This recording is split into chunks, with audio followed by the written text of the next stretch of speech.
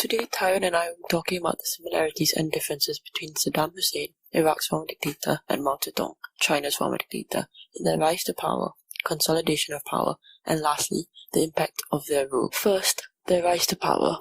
Chairman Mao, as he was referred to in China at the time, and Saddam Hussein share many distinct similarities in their rise to political power and eventually dictatorship. Both were introduced to politics at a very young age. Mao, who took it upon himself to read up and study the political ideas of many world leaders when he was still barely a teenager, working on his father's farm. Mao soon declared himself a Marxist-Leninist after being inspired by the ideology.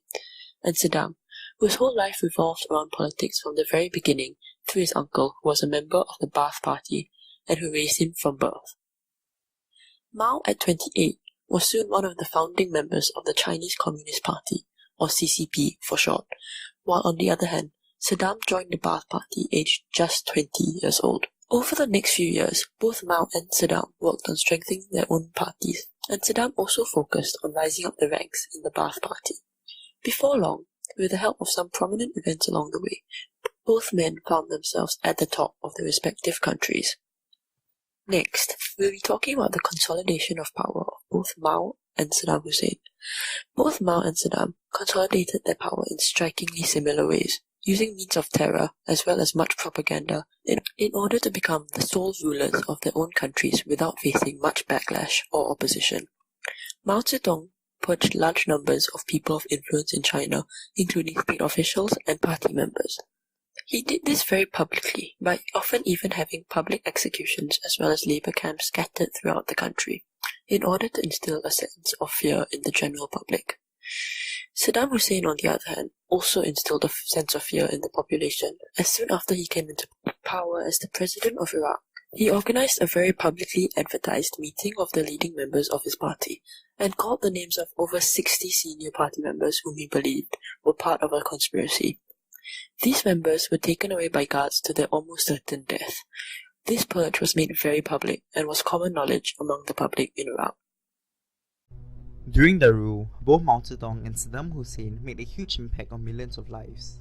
Although it was not their original intention in the plan to bring the country forward, the similarity between them is that a lot of people did die during their rule.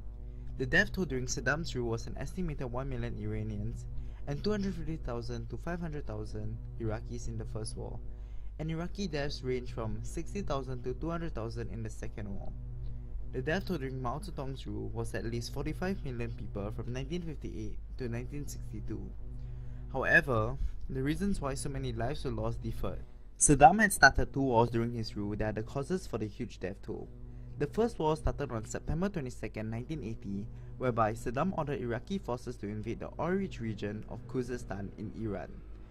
In 1979, there was a successful Islamic revolution in Iraq's neighbor Iran. Since Saddam was mainly supported by Iraq's minority, the Sunni population, he was worried that developments in the Shiite majority Iran could lead to a similar uprising in Iraq. This led into an all-out war that went on for 8 years. On August 20th, 1988, after years of intense conflict that left hundreds of thousands dead on both sides, a ceasefire agreement was finally reached. At the end of the 1980s, Saddam turned his attention towards Iraq's wealthy neighbor Kuwait. It was done to revitalize Iraq's war-ravaged economy and infrastructure. On August 2, 1990, Saddam ordered the invasion of Kuwait, which started the Gulf War. Going into wars, Saddam would have expected lots of deaths, but he still went ahead with it. On the other hand, Mao Zedong was not planning for what happened to happen at all. Unlike Saddam, his plan, Great Leap Forward, which he launched in January 1958, was to increase agriculture and industrial production, but backfired completely on him.